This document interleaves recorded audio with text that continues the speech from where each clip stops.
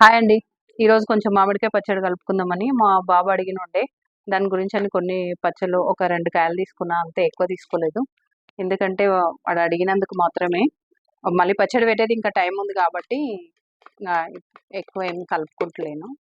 మళ్ళీ పచ్చడి ముందల పెట్టుకోవాలి కదా! ఒక కప్పు తీసుకున్నా. కారం పొడి, తర్వాత సాల్ట్. ఇది రాక్ సాల్ట్ కాబట్టి కొంచెం తక్కువనే వేసుకుంటున్నా. ఒక కప్పుకి ఇంత మోతాదులో వేసుకున్నా. తర్వాత ఆవాల పొడి. నేను సేమ్ క్వాంటిటీ తీసుకుంటా ఆవాల పొడి. అంటే కారం పొడి ఎంత తీసుకుంటానో సేమ్ ఆవాల పొడి కూడా అంతే తీసుకుంటా అనమాట. వేసేసుకొని తర్వాత కొంచెం ఎల్లిపాయలు, తర్వాత మెంతుల పొడి, కొద్దిగా పసుపు అనమాట. ఇవన్నీ వేసేసి కలిపేసుకుంటా. ఆల్రెడీ కొద్దిగా పోపు పెట్టేసుకున్నా అనమాట. ఇది వేడి చేసి పెట్టుకున్నా. ఇందులో ఎల్లిపాయలు, జీలకర్ర, ఆవాలు, కొంచెం అల్లం వెల్లిపాయ పేస్ట్ వేసిన. మొత్తం కలిపేసిన.